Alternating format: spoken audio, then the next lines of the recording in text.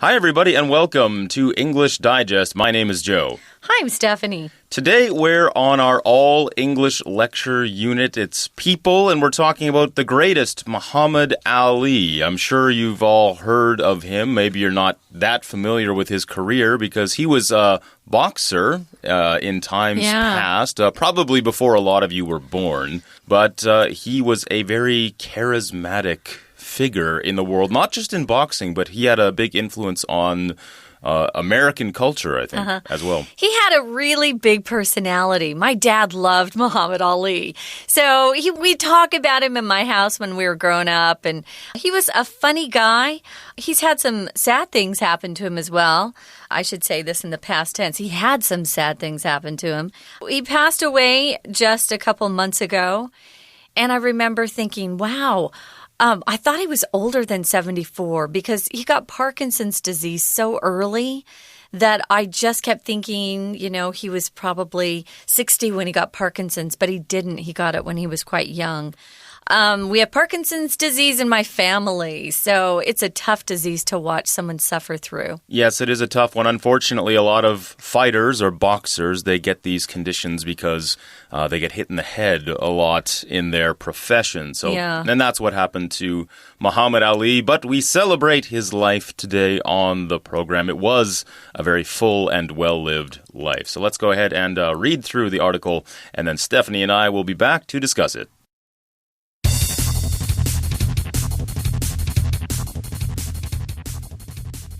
The world was saddened in June 2016 when boxing legend Muhammad Ali passed away at 74. One of the greatest sporting figures in history, Ali was more than just a boxer. He was a charismatic speaker, an activist who stood up for his beliefs, and a proud man who bore his Parkinson's disease with dignity. Ali was born Cassius Clay, and under this name, he won both an Olympic gold medal and his first heavyweight world championship. Clay moved so quickly that his opponents could barely land a punch on him. He also talked up his fights with incredible self-confidence. At times, he accurately predicted the round in which he would win. However, Clay provoked controversy by joining an Islamic religious movement, which improved the living conditions of African Americans and changing his name to Muhammad Ali. He also refused to be drafted for the Vietnam War, as it conflicted with his anti-war beliefs. As a result, he was stripped of his heavyweight boxing title, was almost sent to prison, and was banned from boxing for years, a tragedy for a fighter at the peak of his powers. When finally allowed back in the ring, he became a world champion twice more and fought in some of the most famous boxing matches in history. When he retired at age 40, Ali was already struggling with Parkinson's disease, which impaired his speech and movements. He was out of the spotlight until he lit the Olympic flame in the 1996 Olympics. When the world saw how badly this legendary fighter was affected, yet how bravely he faced it, his status rose again. A year later, he founded the Muhammad Ali Parkinson's Center in order to help raise awareness of and find a cure for the disease. Ali was hailed as the greatest, and few can argue with this assessment. Okay, guys, let's take a look at the life of the greatest Muhammad Ali, who died at the age of 74 just several months ago. We talk about people in sports oftentimes as being the greatest, like Michael Jordan in basketball. Some people think it's LeBron James in basketball. Wayne Gretzky in hockey. Yeah. And, of course, I follow the Yankees, as most of the listeners know. And we had the greatest of all time at closer, who is Mariano Rivera. You'll often in sports guys see the acronym GOAT. And you might think, why are they calling that guy a GOAT? Which is an animal, but it just stands for greatest of all time. Well, Muhammad Ali is the greatest of all time in boxing. At least most people believe that. I guess you could argue that, but most people say he is. Yeah, in boxing, a lot of guys will also call themselves that. Nowadays, there's a fighter by the name of Floyd Mayweather, and he had a record of 49-0, so he calls himself the GOAT, the GOAT, the greatest of all time. But most people, if you ask, they'll say it's Muhammad Ali, and he definitely would have said that about himself as well. Well, the article starts off by saying the world was saddened in June 2016 when boxing legend Muhammad Ali passed away at 74. Yes, the world was saddened. It just means people felt sad at that time because they lost such an influential and iconic figure, not just in the world of sports, but the world of culture at large as well. We describe him as being a legend. In this case, a legend is somebody who is very influential, who did great things in their life that we will continue to talk about for a very, very long time. A legend can also refer to a story that is told and passed on from generation to generation. Like Chinese culture, for example, is filled with legends of the past, of generals who fought in wars and, later became deities or gods that are worshipped in temples. Those are legends too. But Muhammad Ali is a legend from the world of sports. Yeah. I wanted to mention we'll often have verbs like this, saddened, which started out as an adjective and then you add an en to it and becomes a verb. I was thinking of some in my head. I thought of brighten. If it's bright, but you want to make it even lighter, you want to brighten the room. Lengthen. Length is how long something is. To lengthen it makes it longer. Hard. Harden. Soft, soften, and here you're seeing the same sort of pattern. We've taken sad and added that en to it to be saddened. So the world really was sad when he passed away. I remember that day, and they were showing lots of clips online and on the news. I'd forgotten how fun he was to watch box. He would throw his punches so fast. It was kind of crazy. Something sting like a bee. What did he used to say? Float like a butterfly, sting like a bee. Yeah, he was hilarious. He really was entertaining. Most sports stars aren't that entertaining, but he was one entertaining fellow. Yeah, some sports stars, they can be very dry in interviews. They speak in cliches, as we say. They say, well, we just tried our best and we worked as a team and there's no I in team and blah, blah, blah. And they all kind of sound the same. Muhammad Ali, there was nobody who sounded like him. He never gave the same interview twice. He never said the same quotes. He always had something fresh and exciting to say.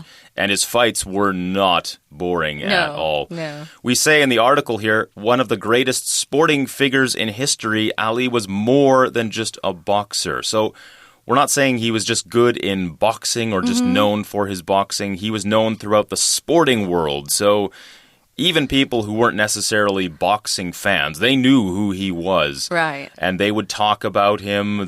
He would be in all the newspapers.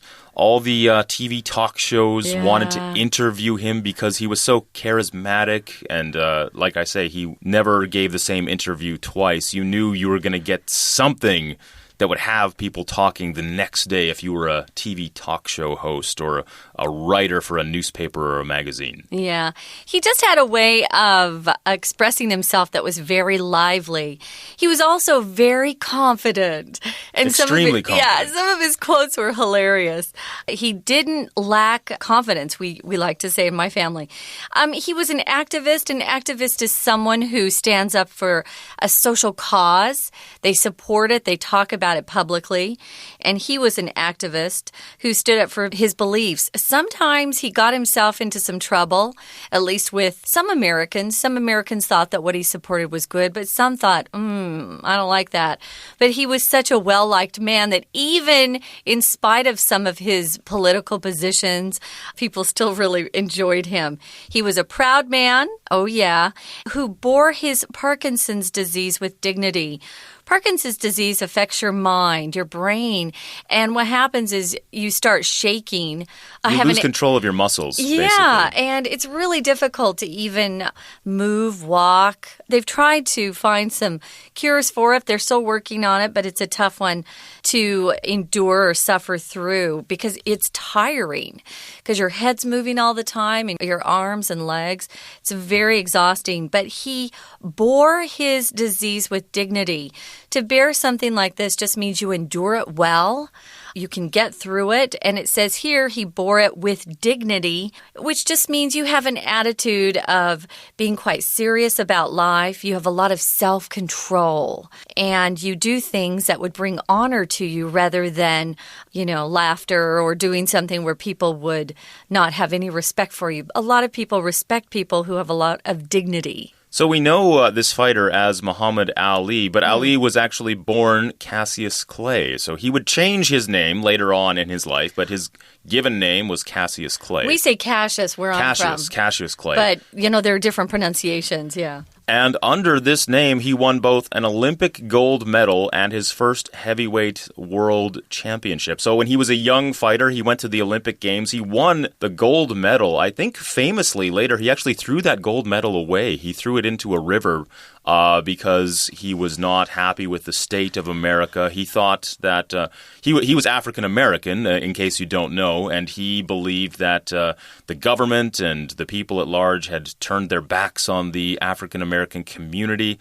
This was at the height of the civil rights movement when African Americans were pushing for equal treatment under the eyes of the law and just from society in general. And so at that time, he took his gold medal and he threw it away.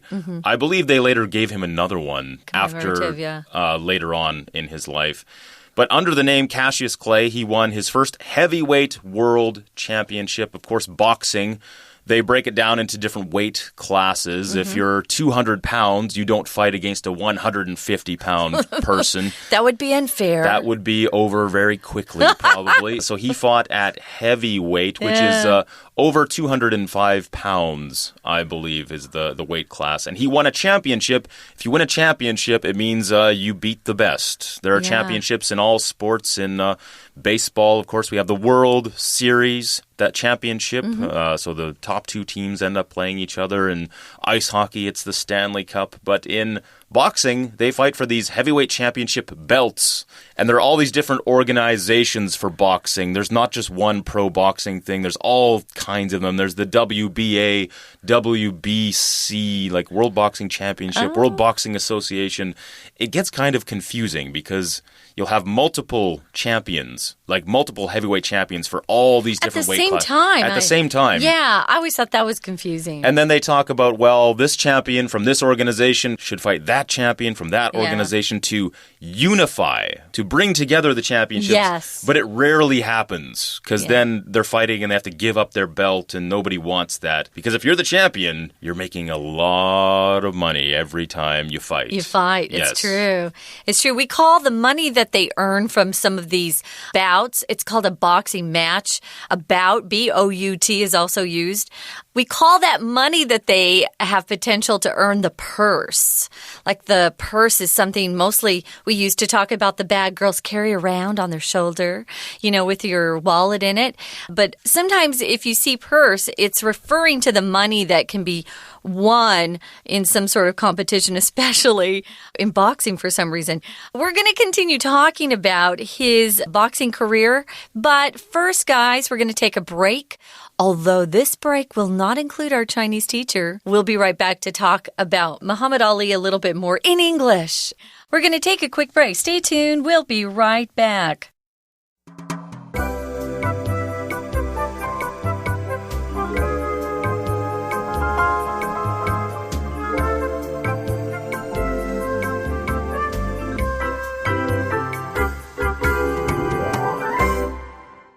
Welcome back to the program, everybody. My name is Joe. I'm here with Stephanie in the studio today, and we're talking about the greatest, Muhammad Ali, who sadly passed away in June of this year at the age of 74. We learned that he was actually born Cassius Clay. He would change his name later, but he won his first heavyweight world championship under the name Cassius Clay. He won a gold medal under that name. And that's where his career really started to take off. We're talking about his style now. Clay moved so quickly that his opponents could barely land a punch on him. Yes, when he was a young fighter, he was just so speedy. He was as fast as lightning. Yeah. And he didn't get hit a lot. He could go into a fight and he would knock the other guy out, but the other guy would barely be able to hit him. He moved so quickly that his opponents could barely land a punch on him. So quickly that we're just saying he was so fast that something would happen in this case. He was quick on his feet. Yeah, he was quick on his feet. He had really fast feet, which is important in boxing, so you can move around the ring quickly without getting hit. Your opponent in some sort of match or contest is the person that you are playing against or competing against. So when you're boxing, of course, you're just fighting one other person in the ring. And those opponents, the people he was fighting, could barely land a punch. If you barely do something, it means you have difficulty doing something or you don't do something a lot. For example, you could say, well, I barely go to the gym. I don't go to the gym often, for example. So when we say they barely landed a punch is when you hit somebody with your fist. Yeah. In boxing, of course, as you probably know, they don't hit each other with bare fists. It's not just their knuckles. They have boxing gloves on, or boxing mitts, sometimes they are referred to. You put them over your hands. You actually wrap your hands with cloth. Have you done this before? I used to box, actually a little bit. So, cool. So you wrap your hands with... they're just actually called wraps. They're just really? cloth. And you wrap them around your knuckles, those bones in your hand to protect the bones.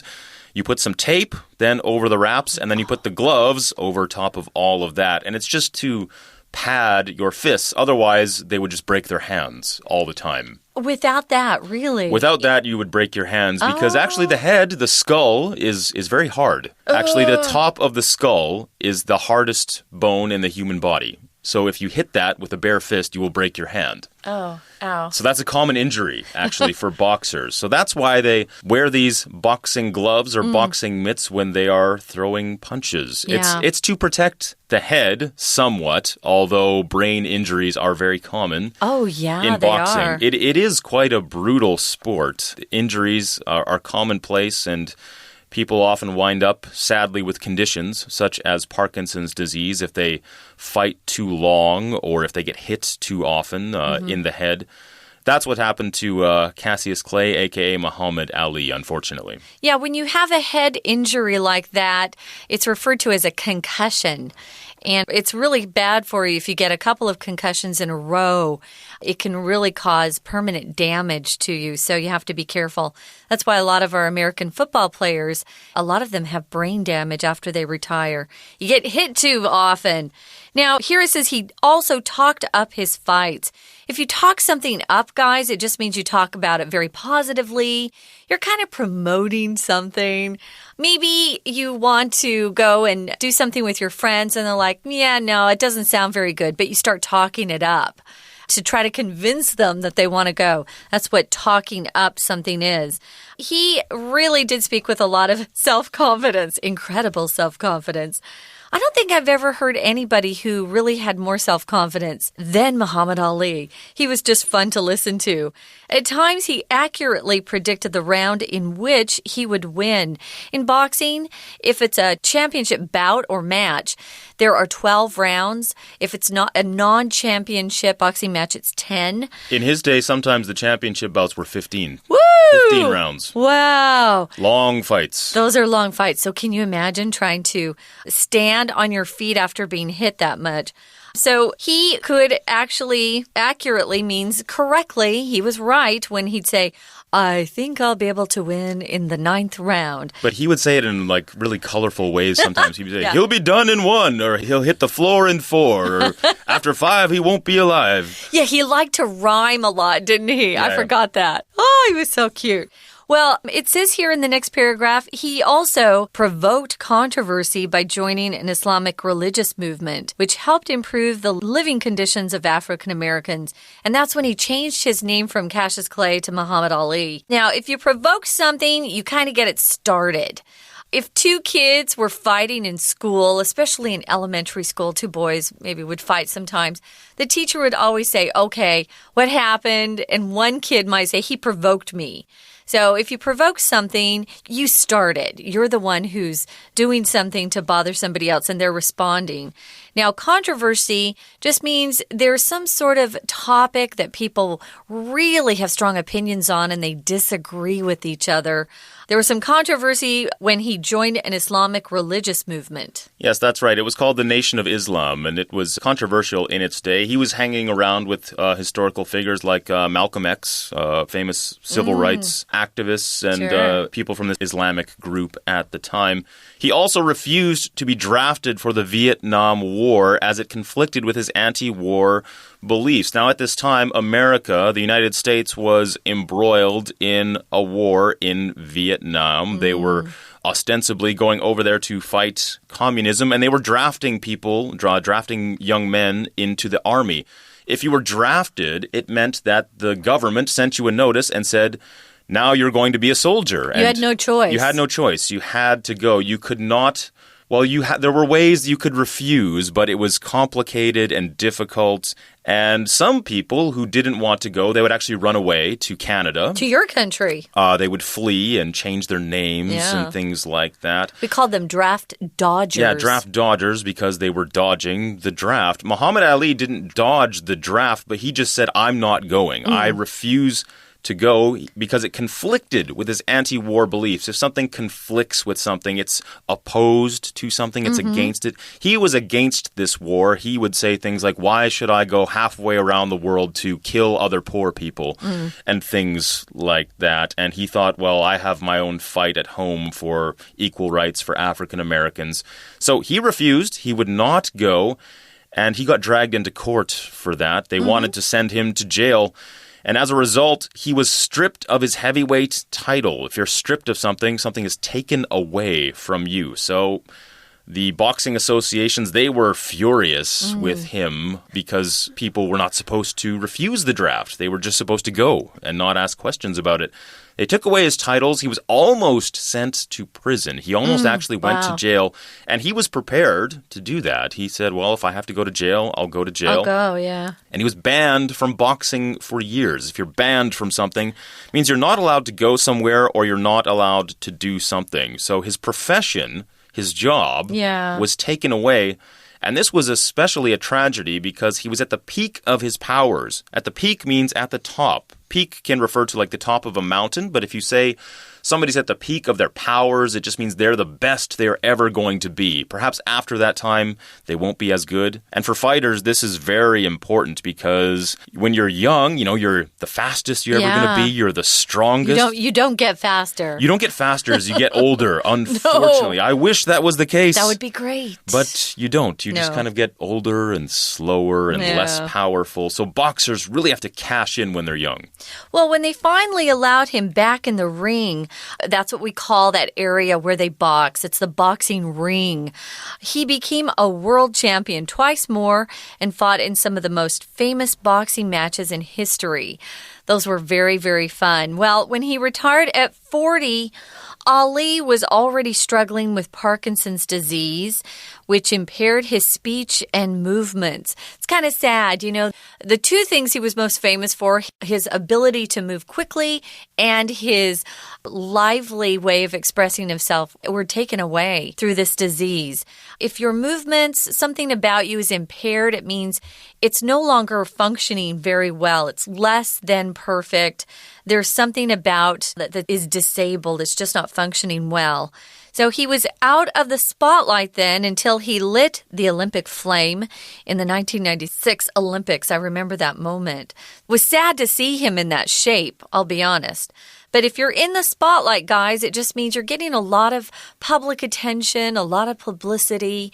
And he stayed out of the spotlight then after he retired as he was struggling and suffering with Parkinson's disease until that moment where he was invited to light the Olympic flame in 1996. Kind of cool. Yes, I believe those games were in Atlanta, in Georgia. So in the southern United States, which was the area that he was actually from. So it was a big moment for him to be there to light the torch. He was from Louisville, Kentucky, actually.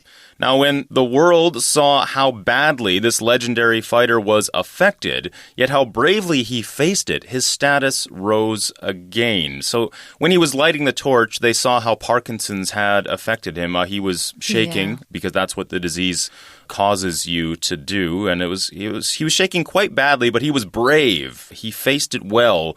He was still a proud man. He was just affected by this disease a little bit. So his status rose again. Your status is the way that people view you. It's the level that you're at in a certain respect, how you're viewed within society.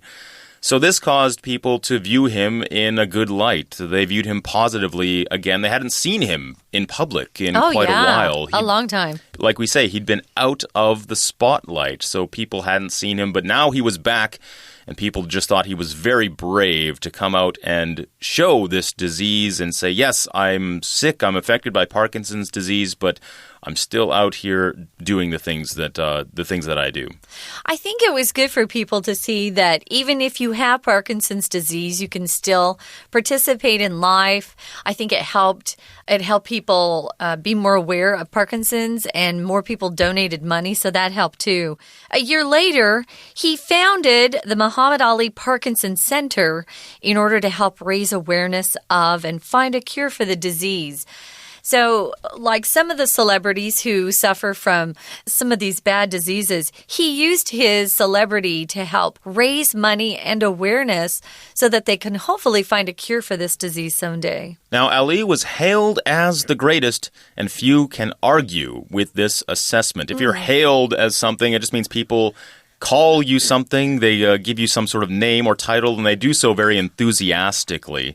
So he's hailed as the greatest. People call him that, and few can argue with this assessment.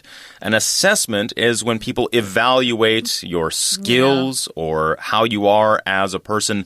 At work, sometimes you will have an assessment with your manager, and they'll say, okay, you're good at this, this, and this. You could improve in this area. But we're talking about an assessment of Muhammad Ali. Most people say, yeah, he's the greatest of all time, not just in boxing, but in the world of sports in general. So that brings us to the end of the program today. We hope you've enjoyed learning about the exciting life of Muhammad Ali. There's a lot more to it. So if you want to, if you're into sports, into boxing, look him up. He led a very fascinating and full life. Well, that's all the time we have for today. For English Digest, I'm Joe. I'm Stephanie. Goodbye. Bye.